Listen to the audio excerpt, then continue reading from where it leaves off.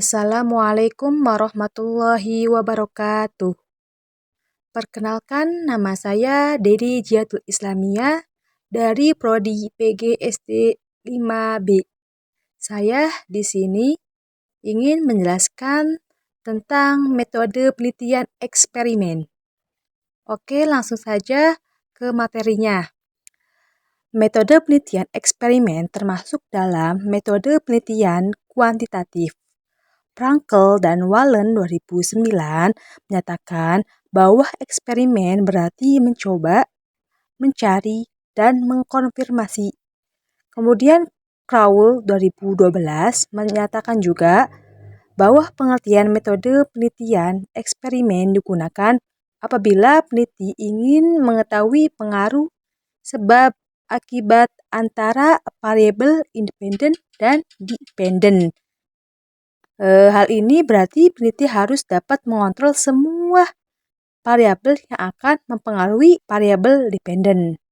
Nah, jadi dapat disimpulkan pengertian metode penelitian eksperimen adalah metode penelitian kuantitatif yang digunakan untuk mengetahui pengaruh variabel independen terhadap variabel dependen dalam kondisi yang terkendalikan. Nah, kondisi yang dikendalikan agar tidak ada variabel lain yang mempengaruhi variabel dependen. Nah, kemudian ada 4 faktor utama dalam penelitian eksperimen, yaitu hipotesis, variabel independen, variabel dependen, dan subjek. Nah, dalam penelitian eksperimen merupakan keputusan pertama yang ditetapkan oleh peneliti yang diuji. Nah, kemudian macam-macam desain dalam metode penelitian eksperimen. Ada beberapa bentuk desain eksperimen yang dapat digunakan dalam penelitian, baik itu untuk skripsi, tesis, maupun disertasi. Yaitu diantaranya yang pertama ada pre-experimental design, yang kedua true experimental design, yang ketiga factorial design, dan yang keempat quasi-experimental design. Nah, oke, langsung saja kita bahas ke yang pertama, yaitu pre-experimental design atau disebut dengan non-design. Nah, kenapa disebut dengan pre-experimental design? Karena desain ini belum termasuk eksperimen yang sungguh-sungguh, sebab masih terdapat variabel luar yang juga ikut berpengaruh atas terbentuknya variabel dependen. Nah, jadi eksperimen yang merupakan variabel dependen itu bukan semata-mata dipengaruhi oleh variabel independen.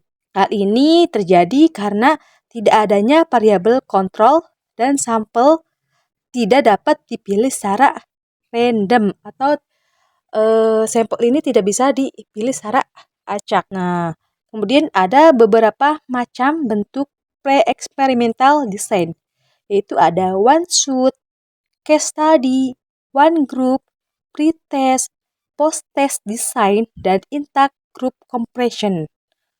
Nah, kemudian yang kedua itu ada true experimental design. Dalam penelitian ini, peneliti dapat mengontrol semua variabel luar yang mempengaruhi jalannya eksperimen. Dengan begitu kualitas pelaksanaannya, rancangan penelitian bisa menjadi tinggi. Nah, ciri utama dari true experimental design ini ialah sampel yang dipakai untuk kelompok eksperimen maupun kontrol diambil secara acak dari populasi tertentu.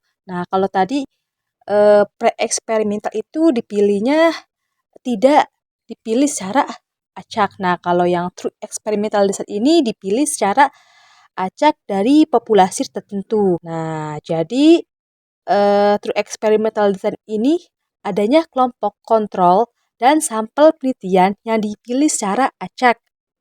Kemudian ada bentuk dari true experimental.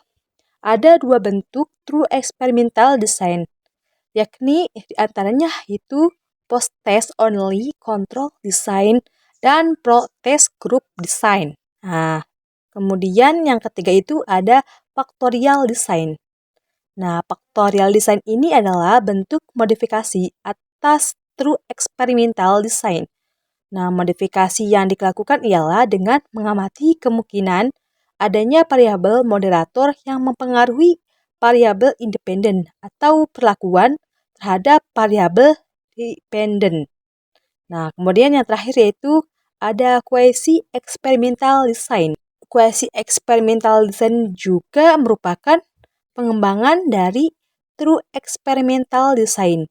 Namun, desain ini cenderung sulit dilaksanakan karena desain ini memiliki kelompok kontrol namun tidak bisa berfungsi secara penuh untuk mengontrol variabel-variabel luar yang mempengaruhi pelaksanaan eksperimen atau percobaan. Walaupun desain ini lebih baik dari pre-experimental design, quasi-experimental design ini dipakai karena pada pelaksanaannya sulit memperoleh kelompok kontrol yang dapat dipakai untuk penelitian. Nah, dalam suatu kegiatan administrasi atau manajemen, sering tidak mungkin menggunakan sebagian para karyawannya untuk eksperimen dan sebagainya tidak. Nah, jadi ada karyawan yang sebagian menggunakan eksperimen dan sebagainya tidak. Maka dari itu, dikembangkan desain quasi eksperimental untuk mengatasi kesulitan dalam menentukan kelompok kontrol dalam penelitian.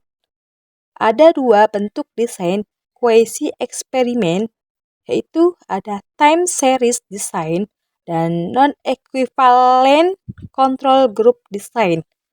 Oke, sekian penjelasan dari saya.